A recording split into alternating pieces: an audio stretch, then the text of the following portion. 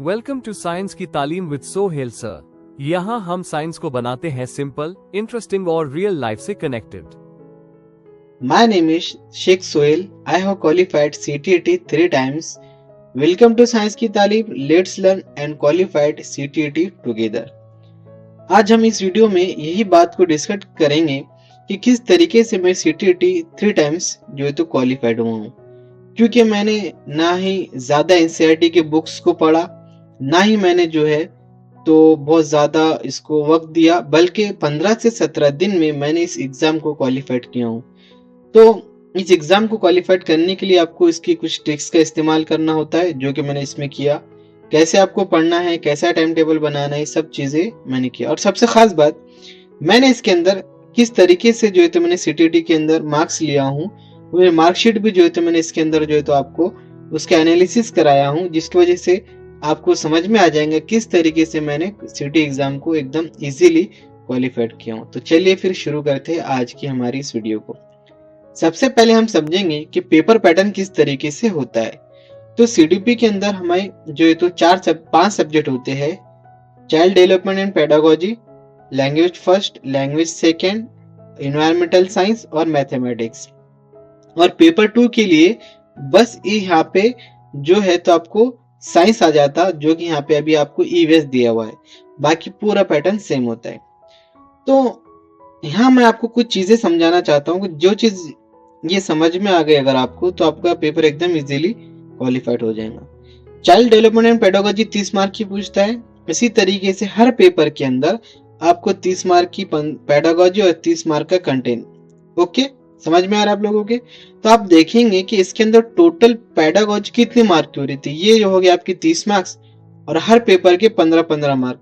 अगर इन सब के हमने टोटल किए तो हमको जो है तो 90 मार्क्स जो है तो यहाँ पे हो जाते हैं। अभी जो 90 मार्क्स है, ये जो तो आपको क्वालिफाइड होने के लिए काफी है, अगर आप ओपन के कैंडिडेट भी हो तो इस चार्ट के थ्रू आपको ये बात समझ में आएंगी होंगी कि आपको CDP को बहुत स्ट्रांगली करना है, क्योंकि आप CDP अगर आप कर लेते हैं तो हर पेपर की 15-15 मार्क की पेडागोजी आपको फ्री में मिल जाएंगी। तो जो बच्चे का भी CDP स्ट्रांग होता है तो उसका CTET क्वालिफाइड होना जो है तो एकदम पॉसिबल हो जाता है और आसान हो जाता है। तो हम देखेंगे सबसे पहले आपको CDP किस तरीके से पढ़ना है या फिर किस तरीके से इसकी प्रिपरेशन करना है। और आपको क्या करना है कि सबसे स्टार्टिंग में CDP की ही प्रिपरेशन करना है, यानी आपको CDP ही जो है तो सबसे पहले पढ़ना है, क्योंकि ये गेम चेंजर है आपके लिए CTET के अंदर। क्योंकि 90 मार्क का जो है तो आपको यहाँ से पोर्शन आने वाला है, हर सब्जेक्ट के 15-15 मार्क और CDP यानी कि पहले पेपर के 30 मार्क। ठीक है, तो अब इसको को पढ़ना कैसा है? सबसे पहले इसको तो पढ़ेंगे, बट इसे पढ़ना कैसा है, इसकी स्टडी कैसे करना है। देखो, CDP को आपको जो है तो डेली पढ़ना है और स्टार्टिंग में पढ़ना है। इसके अंदर जो है ना मैक्सिमम क्वेश्चन जो है तो आपको आपके थिंकिंग के बेसिस के ऊपर आ जाएंगे, बट इसके अंदर कुछ ऐसे टॉपिक होते हैं जो कि आपको हर अदर सब्जेक्ट में भी, लैंग्वेजेस के अंदर भी इनका जिक्र होता है। ठीक है, तो उसको आपको एकदम स्ट्रांगली जो है तो करना है, जैसा कि ग्रोथ हो गया, डेवलपमेंट हो गया, थेरीज हो गई, लर्निंग्स हो गई, इंक्लूसिव एजुकेशन हो गया। इन सब के ऊपर से जो है तो अक्सर जो है तो क्वेश्चन जो है तो पूछे ही जाते हैं और क्वेश्चन जो है तो इसके ऊपर आती ही है। अभी हमको क्या देखना है, कैसे पढ़ना है। देखिए, फॉर एग्जाम्पल आज जो है तो आप CDP का जो है तो प्रिपरेशन आपने स्टार्ट किए और ग्रोथ जो है तो इस चैप्टर को आपने टॉपिक को कवर किया और इसके PYQ भी आपने देख लिए। नेक्स्ट डे आपको क्या करना है कि डेवलपमेंट जब आप पढ़ेंगे ग्रोथ के बाद वाला चैप्टर, तो पहले आपको ग्रोथ का जो है तो 5 से 10 मिनट में रिवीजन कर देना है। क्योंकि आपको जब इसको पढ़ेंगे आप, तो कैसा पढ़ेंगे, तो आप पढ़ेंगे इसको यूट्यूब चैनल से, क्योंकि मैंने यूट्यूब चैनल से ही इसको पढ़ा। बुक्स से थ्योरी मत पढ़ो, आप यूट्यूब चैनल से पढ़ो। अब कौन से चैनल से पढ़ना और कैसा पढ़ना वो भी मैं एक्सप्लेन करूंगा, बट उसके पहले मैं आपको बता दूं कि जो आपने आज पढ़ा था, कल पढ़ा था, उसके आपको सिनॉप्सिस बना देना है, यानी छोटे छोटे पॉइंट आपको उस टॉपिक्स के लिख लेना है जो आपको लगता है कि इंपॉर्टेंट है, क्योंकि वहीं से क्वेश्चन बनता है। तो जिस दिन आप डेवलपमेंट पढ़ेंगे तो उससे पहले आप उसके पहला जो चैप्टर आपने पढ़ा उसको रिवाइज करना है। और आप जिस दिन थ्योरी पढ़ेंगे इससे पहला चैप्टर यानी कि डेवलपमेंट, इसको आपको जो तो रिवाइज करना है। लर्निंग पढ़ेंगे तो उससे पहले आपको थ्योरीज जो है तो करना है। इस तरीके से अगर आप 15 दिन कंटिन्यूसली CDP को पढ़ते हैं रिवाइज करके, तो आपका 100% जो है तो पेपर क्लियर हो जाएगा, क्योंकि 90 मार्क आपके यहीं से बन जाते हैं। ठीक है, अब आपको पढ़ना कैसा है, तो मैं आपको रिकमेंड करूंगा कि आप हिमांशी मैम की एक 40 वीडियो की एक प्लेलिस्ट है, आप वो देख लो, इनफ है आपके लिए, काफी है। या फिर अगर आप मराठी मीडियम या हिंदी मीडियम आपको ज्यादा अच्छा फील होता है तो आप सचिन सर की वीडियोस को देख सकते हैं। अदरवाइज आपको और कहीं जाने की जरूरत नहीं है। और आपको क्या करना है, जैसे आप वीडियोस देखेंगे इनकी, तो आपको इसके हैंडराइटिंग नोट्स बनाना है। ठीक है, बस इतना ही आपको करना है। इस तरीके से आपका 100% जो होती है सीडीपी स्ट्रांग होना, मतलब के होना ही होना है। ठीक है, अब सीडीपी आपने पढ़ने के बाद में आपको पढ़ना है लैंग्वेजेस, और इसी तरीके से आपको जो है पेपर जब आप सॉल्व करेंगे तो आगे आखिरी में आपको 3 टिप्स मैं दूंगा जो आपको बहुत इंपॉर्टेंट होंगी, मदद देंगे आपको एग्जाम सॉल्व करते टाइम में। जब भी आप एग्जाम सॉल्व करेंगे तो उस वक्त जो है तो आपको लैंग्वेजेस के सीडीपी, फिर लैंग्वेजेस, फिर साइंस और फिर मैथ को जो है तो आपको सॉल्व करना है पेपर के अंदर में। ठीक है, क्योंकि 2026 का जो फरवरी में एग्जाम आ रहा है वो ऑफलाइन पेपर है। आपके हाथ में जो है तो ओएमआर शीट दी जाएंगी और क्वेश्चन पेपर होंगे। इस तरीके से आपको करना है। देखिए, आपको इसके बाद में लैंग्वेजेस को कैसे पढ़ना है। देखो, आपके पास में जो है तो 2 लैंग्वेजेस रहते, एक आपकी फर्स्ट लैंग्वेज यानी कि आपकी मदर टंग जो भी हो सकती है, उर्दू या मराठी, और सेकंड लैंग्वेज आप हिंदी या इंग्लिश, दोनों में से आप कोई भी रखो जो आपको अच्छा फील देंगे। ठीक है, या आपको जो कंफर्ट इसके अंदर आप महसूस करेंगे। अब देखिए, ये जो लैंग्वेजेस है ना, ये एकदम जो है तो आपको स्कोरिंग सब्जेक्ट हो जाते हैं, इसमें आप एकदम आसानी से मार्क्स ले सकते हैं। और लैंग्वेजेस उर्दू के अंदर आपको 25 से ज्यादा मार्क्स मिलना ही चाहिए, और हिंदी के अंदर भी जो है तो आपको 20 के ऊपर ही आपको जो है तो मार्क्स मिलना चाहिए, और मिल भी जाते हैं। ऐसा कुछ बड़ी चीज इसके अंदर है नहीं, क्योंकि इसके अंदर आपको पढ़ना क्या है। देखो, लैंग्वेजेस, दोनों लैंग्वेजेस की मैं बात कर रहा हूँ आपको, इसके अंदर आपको ग्रामर बिल्कुल भी नहीं पढ़ना है। देखो, ग्रामर जो है तो 2 से 5 मार्क के लिए आता है, उसके लिए आप ज्यादा टाइम मत दो। ठीक है, और वो भी कौन सा पूछेंगे अपने को पता नहीं, तो थोड़ा स्मार्ट वर्क करते हैं। और मैंने जिस तरीके से किया मैं वो आपको बता रहा हूँ, मेरी थ्योरी। और आपको क्या करना है, फिर करना क्या है, इसके अंदर क्या आता है, तो इसके अंदर 15 मार्क की जो है तो आपको पेडागोजी आएंगी, और 15 मार्क का जो है तो ग्रामर प्लस जो है तो आपको पैसेज है इसके अंदर आएंगे। अब जो पैसेज है, एक जो है तो आपको पोएम से पैसेज आ जाता है, और एक आपको जो है तो कोई चैप्टर से जैसे आ जाएगा। आपको क्या करना है, डेली जो है तो एक पैसेज आपको सॉल्व करना है। देखिए, एक छोटा पैसेज रहता है, इसके कोई बड़े पैसेज भी नहीं रहते और इजी भी रहते, बस आपको उसकी प्रैक्टिस करते रहना, जिसकी वजह से आप वहां पे एग्जाम के अंदर टाइम कवर करें। और देखो, लैंग्वेजेस जो तो इजी होने के साथ साथ आपका एग्जाम के अंदर टाइम जो आपको बचा कर देंगे वो लैंग्वेजेस ही है, क्योंकि एग्जाम को जब आप सॉल्व करेंगे तो टाइम के साथ में ही आपको उसका कॉम्बिनेशन बनाना पड़ेगा। बहुत सारे बच्चे ऐसे होते हैं जो कुछ गलतियां करते हैं, मैं आगे आपको डिस्कस करूंगा उसके बारे में। तो आपको ये समझना है कि आपको जो है तो इसका पैसेज की प्रैक्टिस करना है, जो कि बहुत बड़ी चीज है नहीं, बस डेली एक पैसेज करेंगे, और पेडागोजी की जो है तो आपको करना है। अब पेडागोजी आप कहाँ से करेंगे, तो बहुत सारे टीचर है, एक ऐसे करके टीचर है, वो भी आप कर सकते हैं, जो भी जिसके अंदर आपको अच्छा फील होता है। ठीक है, और उसके अंदर आप क्या करो, कंप्लीट वीडियोस की यानी मैराथन देखो आप। ठीक है, चैप्टर वाइज आपको क्या करना है, सीडीपी चैप्टर वाइज ही करना है आपको, हर एक पॉइंट में, मतलब जैसा कि ग्रोथ पढ़ना है आपको, डेवलपमेंट पढ़ना है, थ्योरीज अलग अलग चैप्टर बनाने के पढ़ना है। हिंदी जो है तो आप जो है तो एक मैराथन वीडियोस देख के भी जो है तो कवर कर सकते हैं। ठीक है, ये पॉइंट हमारा कवर हो गया है। इसके बाद में इसके जो है ना कुछ थेरीज है, लर्निंग थेरी है ना, किस तरीके से बच्चा लैंग्वेजेस सीखता है, कहाँ से जो है तो सीखता है।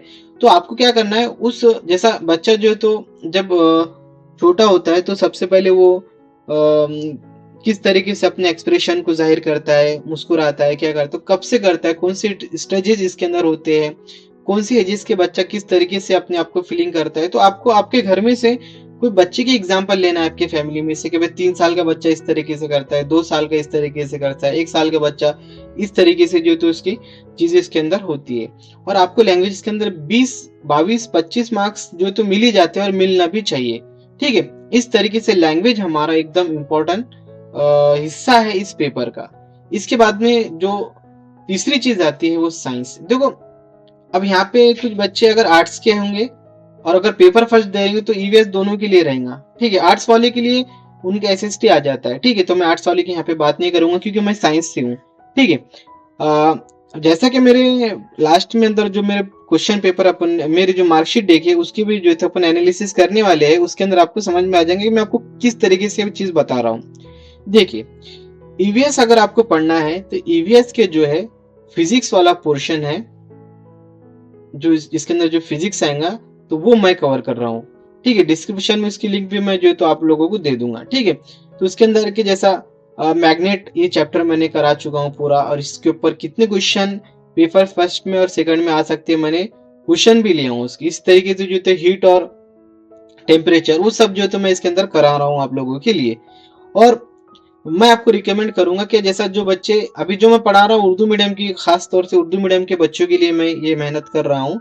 लेकिन अगर आप इंग्लिश मीडियम में कंफर्ट हो तो आप दानिश सर की एक कंप्लीट वीडियो है जिसके अंदर उन्होंने एनिमेशन के थ्रू पढ़ाया है, उसी तरीके से जो है तो मैं भी एनिमेशन के थ्रू उर्दू मीडियम के बच्चों के लिए मैं पढ़ा रहा हूँ। अगर आप मेरी वीडियो देखेंगे आपको बहुत अच्छे से समझ में आएगा अगर आप उर्दू मीडियम के स्टूडेंट है तो प्लीज मेरे उस वीडियो को भी जो है तो शेयर कीजिए उर्दू मीडियम के बच्चों को जो सीटीटी क्वालिफाइड कर रहे हैं। देखो मैं इस साल के पोर्टल के थ्रू जो है तो मेरा सिलेक्शन भी हुआ रत्नागिरी के अंदर, और इसी तरीके से मेरे वहां से 14 बच्चे सिलेक्ट हुए हैं मेरे प्रॉपर विलेज से। तो हमारे वहाँ के बच्चों ने इस चीज को समझ गए थे कि किस तरीके से एग्जाम को क्वालिफाइड करना है, और क्वालिफाइड करके उन्होंने अपने अपने मकसद को भी जो है तो हासिल कर चुके हैं। ठीक है, अब उसके बाद में आपको कैसा पढ़ना है। साइंस को जो है तो आपको स्मार्ट इसकी स्टडी करना है। देखो साइंस आप जब पढ़ेंगे तो पेपर 2 के लिए अलग बात होगी, रीवीएस के लिए अलग बात होगी। पेपर 2 के लिए आपको क्या पढ़ना है, टॉपिक वाइज, जैसा कि मैं यहाँ पे वीडियोस आपके लिए करा रहा हूँ। ठीक है, अभी आपको उसको कैसा पढ़ना है कि आपने अगर कोई कंसेप्ट पढ़ा, जैसा कि आपने मैग्नेट पढ़ा, तो आपको क्या करना है, प्रीवियस ईयर के क्वेश्चन मैग्नेट के ऊपर जो क्वेश्चन आए हुए हैं वो पीडीएफ आपको निकालना है। वो पीडीएफ भी मैं आपको डिस्क्रिप्शन में दे दूंगा। और जितनी भी चीजें मैं आपको बता रहा हूँ जहां से पढ़ना है उन सब चीजों के मैराथन वगैरह के सबकी प्लेलिस्ट आपको मेरी पहली कमेंट या डिस्क्रिप्शन बॉक्स में आपको मिल जाएंगे। ठीक है, तो आप कैसा पढ़ने वाले हैं कि कंसेप्ट देन उसके पीवाईक्यू, तो ये आपको परफेक्ट कंबो होगा कि आपका कंसेप्ट एकदम जो है तो क्लियर हो जाएगा। इसी तरीके से फिजिक्स के अंदर फॉर्मूलेस को आपको याद रखना है एक ट्री के अंदाज में, जो भी आपको बनाना चाहते हैं आप बनाओ। बायोलॉजी को कीवर्ड से याद रखो आप, है ना। केमिस्ट्री के अंदर कोई शॉर्टकट टैप्स वगैरह आप जो भी आपको इजी लगे उस तरीके से बनाना है। और आपको क्या करना है, डेली प्रीवियस ईयर क्वेश्चन आपको करना है। इसमें इस पेपर के अंदर जो ना 3 सबसे मेन चीजें होती है, एक तो सीडीपी, लैंग्वेजेस और प्रीवियस ईयर क्वेश्चन। और साइंस जो है तो आपको पास होने में मदद करता है। ठीक है, तो देखेंगे आगे का हमारा टॉपिक वो है मैथमेटिक्स। देखो यहाँ पे मैथमेटिक्स में 60 से 40% जो बच्चे सीटीटी में अनक्वालिफाइड होते हैं ना, तो मुझे ऐसा फील होता है कि उसमें मैथ के वजह से जो बच्चे हो ना वो फेल होते हैं। क्योंकि मैथ के अंदर क्या करते हैं बच्चे कि सब छोड़ देते और मैथ के जो तो क्वेश्चन सॉल्व करने लग जाते हैं। अब जब अगर आप मैथ का कोई कंटेंट का क्वेश्चन सॉल्व कर रहे होंगे उस वक्त पॉसिबिलिटी ये होती है कि आपका रॉन्ग क्वेश्चन आंसर जो है तो रॉन्ग आ सकता है। ठीक है, बट अगर आप कोई थ्योरी का क्वेश्चन कर रहे हैं तो आप 1 मिनट दो, क्वेश्चन को पढ़ो, अच्छे से समझो, ठीक करो, आपको 1 मिनट के अंदर सब चीजें हो जाता है आपका। बट अगर आपको मैथमेटिक्स से क्वेश्चन सॉल्व कर रहे हो आपको 2 मिनट लेगा या 3 मिनट लेगा, ऑब्वियसली लेना देना ही पड़ता है उसको। ठीक है, तो वहां पे क्या था, आपका जो टाइमिंग है ना ये आपको जो है पीछे गिरा देता है। ठीक है, इसमें क्या होता है फिर लास्ट में आपको टाइम कम बचता है तब तुक्के मार देते हैं। ठीक है, तो मैथ के अंदर जो है आपको एक ट्रिकी एक स्मार्ट तरीके से जो है आपको मैथ को पढ़ना है। और वो स्मार्ट तरीका क्या है जो मैंने किया था, मैंने मैथ के अंदर जो है तो जितनी भी जो है तो पेडागोजी के क्वेश्चन है वो सबसे पहले मैंने किया वहां पे पेडागोजी को। ठीक है, अब पेडागोजी के बाद में जो मैथ के अंदर के जो कंटेंट है, सिर्फ जो इजी कंटेंट जो मुझे फील होता है कि ये कंटेंट जो है इसका इजी है, बस वो मैंने शॉर्टकट वाले किया, जो शॉर्टकट में जिसके आंसर आते हैं एक ही लाइन के अंदर, इस तरीके से मैंने उसको किया। और जो चैप्टर में ज्यादा मार्क्स होंगे, है ना, और इजी है वो करो, ज्यादा मार्क्स भी रहे लेकिन हार्ड है तो उसको बिल्कुल पढ़ो मत आप। इजी होना चाहिए और शॉर्ट में आंसर आना चाहिए कम टाइम में, बस इतना ही आपको मैथ के अंदर पढ़ना है। लेकिन इसकी पेडागोजी आपको एकदम स्ट्रॉन्ग रखना है। इसकी पेडागोजी अगर आपकी स्ट्रॉन्ग रहे, अगर मैथ में आप कंटेंट पूरा भी छोड़ दे और सिर्फ 15 मार्क ले, कितने 15 मार्क, तो आप सीटीटी क्वालिफाइड हो सकते हैं, इस बात की मेरी गारंटी है। ठीक है, अब इसके अंदर आपको कैसा पढ़ना है, तो इसके जो है ना लास्ट ईयर के जो पीवाईक्यू करो आप ज्यादा से ज्यादा। ठीक है, और मैथ कैसा पढ़ना है वो भी जो है तो मैंने आपको दिया। अब देखो सबसे मेन और इम्पोर्टेंट चीज ये है कि आपको प्रैक्टिस कैसे करना है। प्रैक्टिस से पहले मैं आपको बता दूंगा मेरी मार्कशीट एनालिसिस। देखो आप यहाँ पे देख रहे हैं कि मेरे जो मार्कशीट है शेख सोहेल, ये मेरा नाम है। ठीक है, अब यहाँ पे देखेंगे कि चाइल्ड डेवलपमेंट एंड पेडागोजी, इसमें कितने मार्क्स है मुझे 30 में से 29 मार्क्स, समझ रहे, सिर्फ 1 मार्क मेरा पेडागोजी में जो है तो कम हुआ था।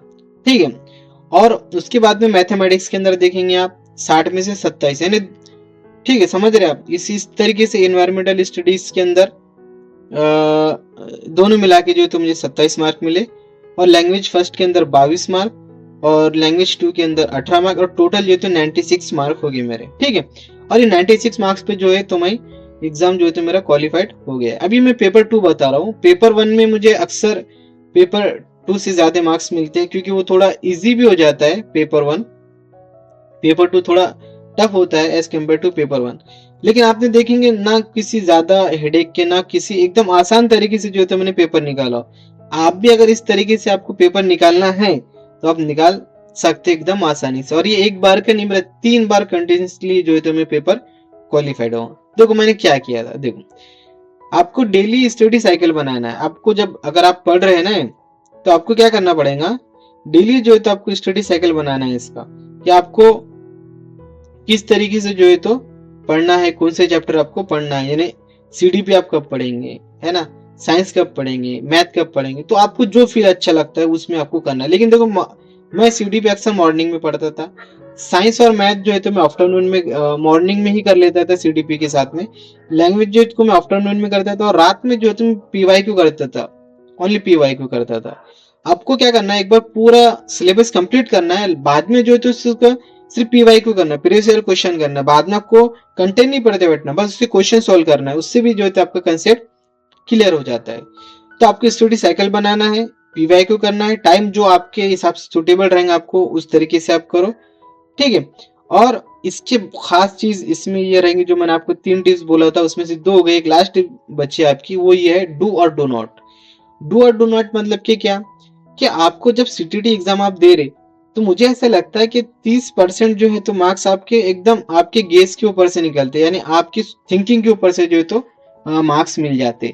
जैसा कि यहाँ पे देखेंगे आप पेडागोजी, अब पेडागोजी माइंडसेट आपको रखना है, यानी कि आपको क्या सोचना है कि आप जो है तो जो भी काम करेंगे वो सिर्फ बच्चों के फायदे के लिए करेंगे, जिसके अंदर स्टूडेंट को ज्यादा से ज्यादा फायदा हो, उसको जो है तो ज्यादा से ज्यादा उसके अंदर नफा मिले। इस तरीके का आपको जो है तो माइंडसेट रखना है।